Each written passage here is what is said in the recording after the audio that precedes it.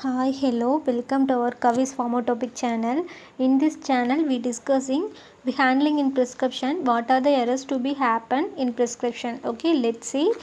These are the sources of error commonly in prescription, which is first one abbreviation, second one name of the drug, third strength of the preparation, fourth dosage form and dose, instruction for the patient, and last one incompatibility. Okay, let's go to the topic. These are the sources of error in prescription. Okay, there are six errors. First one abbreviation, second name of the drug, third strength, fourth dosage and dose, instruction, and last one incompatibility. Okay, let's see one by one. First abbreviation. Abbreviation presents a problem in understanding parts of the prescription order. Okay. Extreme care should be taken by the pharmacist in interpreting the abbreviation.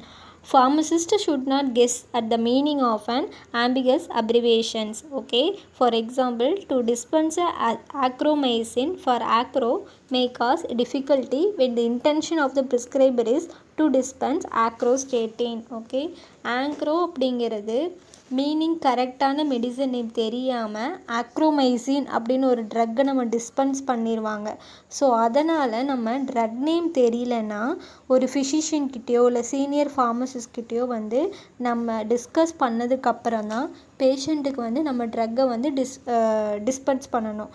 அதுக்கு முன்னாடி நம்ம பேஷண்ட்டுக்கு dispense பண்ணக்கூடாது. கரெக்டான abbreviation, அவங்க எந்த டிசீஸ்க்காக வந்திருக்காங்க, எந்த டிஸார்டருக்காக வந்திருக்காங்க அப்படிங்கிறத நம்ம தெரிஞ்சுட்டு அதோட அப்ரிவியேஷன் தெரியல அப்படின்னா நம்ம அந்த ட்ரக்கை வந்து டிஸ்பென்ஸ் பண்ணக்கூடாது. ஃபிசிஷியன் இல்லை சீனியர் ஃபார்மசிஸ்ட் கிட்ட கேட்டதுக்கப்புறம் தான் நம்ம வந்து பேஷண்ட்டுக்கு டிஸ்பென்ஸ் பண்ணணும்.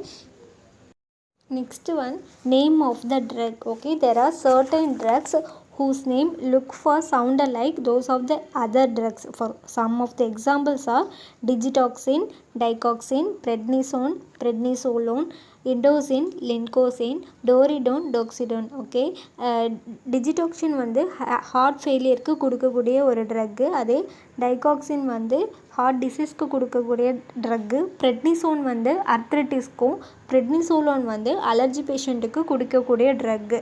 இண்டோசின் அப்படிங்கிறது கவுட் பேஷண்ட்டுக்கு கொடுக்கக்கூடிய ட்ரக்கு. லினோசின் இயரு, த்ராட்டு, ஏதாவது ஒரு லங் இன்ஃபெக்ஷன் உள்ள பேஷண்ட்டுக்கு வந்து நம்ம கொடுக்கக்கூடிய ஒரு ட்ரக்கு.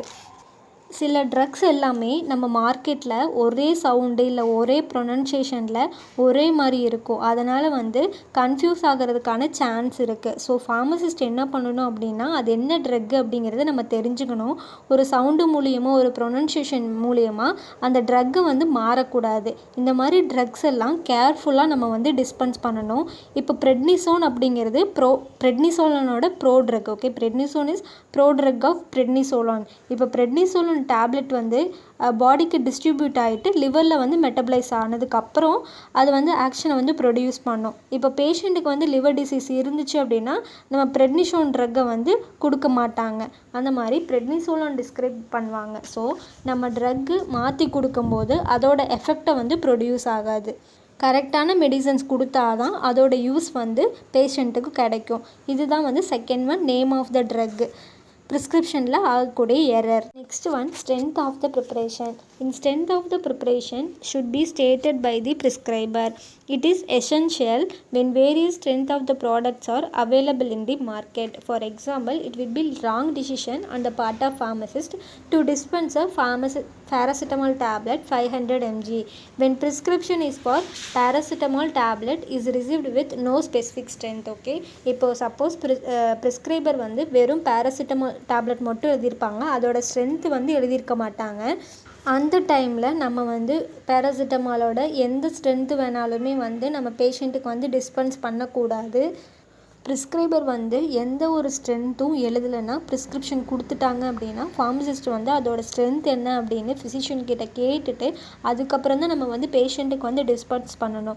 இப்போ சப்போஸ் அவங்க டாக்டர் வந்து பேராசிட்டமால் அப்படின்னு சொல்லி காலையிலையும் நைட்டுக்கும் எழுதி தராங்க அப்படின்னா அவங்கக்கிட்ட கேட்காம நம்ம வந்து பேராசிட்டமால் 500 mg வந்து நம்ம டிஸ்பென்ஸ் பண்ணும்போது பேஷண்ட்டுக்கு வந்து ஓவர் டோஸ் ஆகிறதுக்கு சான்ஸ் இருக்குது. இப்போ ஒரு பேஷண்ட்டுக்கும் சைல்டாக இருந்துச்சுன்னா அதுக்கான கேல்குலேஷன் இருக்குது. டோஸ் கால்குலேஷன் இருக்குது, அதுக்கு தகுந்த மாதிரி தான் கொடுக்கணும். அதே அடல்ட் பேஷண்ட்டுக்கு தகுந்த மாதிரி கொடுக்கணும்.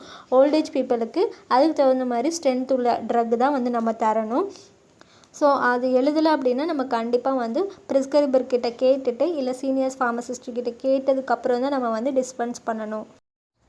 Dosage form of the drug prescribed. Okay, many medicines are available in more than one dosage form. For example, liquid, tablet, capsule and suppositories. இப்போ ஒரு மெடிசன் நேம் மட்டும் எழுதியிருப்பாங்க. இப்போ சப்போஸ் வந்து பேராசிட்டமால்னு எழுதியிருக்காங்க அப்படின்னா பேராசிட்டமால் வந்து லிக்விடாகவும் இருக்குது, டேப்லெட்டாகவும் இருக்குது, அதே கேப்சியூலாகவும் இருக்குது, குழந்தைங்களுக்கு தகுந்த மாதிரி சப்போஸ்டரி அந்த மாதிரி ஒவ்வொரு டோசேஜ் ஃபார்ம்லேயும் இருக்குது. லிக்விட் டோசேஜ் ஃபார்மில் இருக்குது, சாலிட் டோசேஜ் ஃபார்மில் இருக்குது, செமிசாலிட் டோசேஜ் ஃபார்மில் இருக்குது, அந்த மாதிரி ஒரு டோசேஜ் ஃபார்மில் இருக்குது. சப்போஸ் வந்து டாக்டர் வந்து அந்த எதுவுமே எழுதாமல் வெறும் பேர் மட்டும் எழுதியிருக்காங்கன்னா என்ன டோசேஜ் ஃபார்ம் கொடுக்கணும் அப்படிங்கிறது நம்ம தெரிஞ்சுக்கணும்.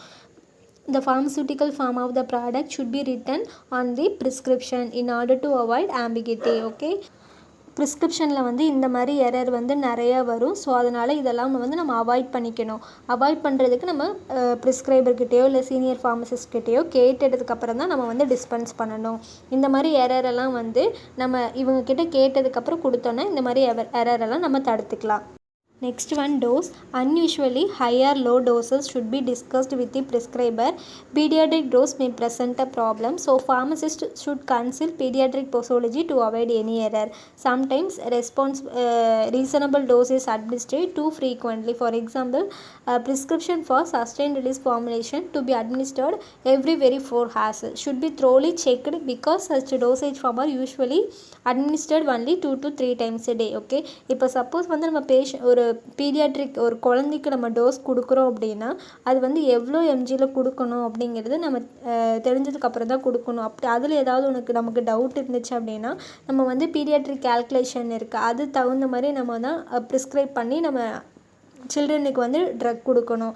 இந்த மாதிரி எரர் இல்லாமல் தடுக்கிறதுக்காக நம்ம ப்ரிஸ்கிரைபர்கிட்ட டிஸ்கஸ் பண்ணதுக்கப்புறம் நம்ம அந்த ட்ரக்கை வந்து டிஸ்பென்ஸ் பண்ணலாம். இந்த மாதிரி எரரெல்லாம் வந்து நம்ம இந்த ப்ரிஸ்கிரிப்ஷனில் தடுக்க முடியும். முக்கியமாக குழந்தைகளுக்கு வந்து இந்த மாதிரி பீடியாட்ரிக் டோசேஜ் வந்து ப்ராப்ளமாக இருக்கும். ஸோ அதனால் நம்ம எந்த டோஸ் கொடுக்கணும், ஹை டோஸ் கொடுக்கணுமா லோ டோஸ் கொடுக்கணுமா அப்படின்னு சொல்லிட்டு நம்ம ப்ரிஸ்கிரைபர்கிட்ட டிஸ்கஸ் பண்ணதுக்கப்புறம் ஃபைனலாக நம்ம பேஷண்ட்டுக்கு டிஸ்பென்ஸ் பண்ணணும். One, instruction for the patient. Instruction for the patient which are given in the prescription are incomplete or omitted. The quantity of the drug to be taken, frequency and timing of administration and route of administration should be clearly given in the prescription as to avoid any confusion. Okay, இது வந்து quantity of drug to be taken, எவ்வளோ quantity வந்து நம்ம drug எடுக்கணும், frequency and timing of administration, நம்ம எந்தெந்த டைமில் வந்து நம்ம ட்ரக் எடுக்கணும், அது வந்து இப்போது ரூட் ஆஃப் அட்மினிஸ்ட்ரேஷன் நம்ம வந்து ஓரலா இல்லை பேரண்ட்ரலா இன்ஜெக்ஷனா எப்படி நம்ம வந்து டேக் பண்ணணும் அப்படின்னு சொல்லிட்டு பேஷண்ட்டுக்கு வந்து நம்ம கிளியராக வந்து நம்ம சொல்லணும். ஏன் அப்படின்னா பேஷண்ட்டுக்கு வந்து ஒரு கன்ஃபியூஷன் இல்லாமல் இருக்கிறதுக்காக பேஷண்ட்கிட்ட நம்ம முன்னதாகவே வந்து இன்ஸ்ட்ரக்ஷன் கொடுக்கணும். இதனால் ப்ரிஸ்கிரிப்ஷனில் வந்து இந்த மாதிரி எல்லாமே நம்ம அட்மினிஸ்ட்ரேஷன் வந்து நம்ம பேஷண்ட் கிட்ட சொன்னதுக்கப்புறம் தான் நம்ம வந்து ட்ரக்ஸ் எல்லாம் டிஸ்பென்ஸ் பண்ணிவிட்டு அவங்கக்கிட்ட எந்த ஒரு கன்ஃபியூஷனும் இல்லாமல் அதை தடுக்க முடியும். ஸோ அதனால் பேஷண்ட் கிட்ட கண்டிப்பாக இன்ஸ்ட்ரக்ஷன் கொடுக்கணும். Next one is incompatibility. It is essential to check that there are no pharmaceutical or therapeutic incompatibility in prescribed for preparation and that different medicines prescribed for the same patient do not interact with each other to produce any harm to the patient. For example, certain antibiotics should not given with meals since significantly decrease the absorption of the drug. For example வந்துட்டு tetracycline அப்படிங்கிற ஒரு antibiotic வந்து நம்ம ஏதாவது ஒரு dietary product கூட meals கூட வந்து நம்ம சாப்பிடக்கூடாது. ஏன் அப்படின்னா நம்ம ஒரு ட்ரக் டிஸ்பென்ஸ் பண்ணும்போது அதோட ஃபிசிக்கல் இல்லை கெமிக்கல் ஆர் ஏதாவது ஒரு தெரப்பியூட்டிக் இன்கம்பேட்டபிலிட்டி இருக்கான்னு அது கூட நம்ம சாப்பிடும்போது ஏதாவது ஒரு இன்கம்பேட்டபிலிட்டி வந்து ஆகுமா அப்படின்னு சொல்லிட்டு இருக்கான்னு நம்ம செக் பண்ணதுக்கப்புறம் தான் வந்து நம்ம ட்ரக்கை வந்து டிஸ்பென்ஸ் பண்ணணும். இல்லைன்னா ஒன்றுக்கு ஒன்று இன்ட்ராக்ட் ஆகிட்டு பேஷண்ட்டுக்கு வந்து ஹார்ம்ஃபுல்லான ஏதாவது ஒரு ரியாக்ஷன் ஆகிறதுக்கான சான்ஸ் இருக்குது.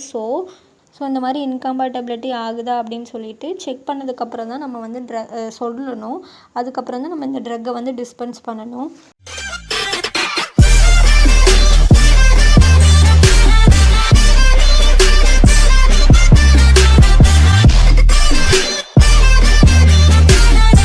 இந்த டாபிக் பிடிச்சிருக்கும்னு நான் நினைக்கிறேன். If you like this video put like and subscribe our channel. Thank you.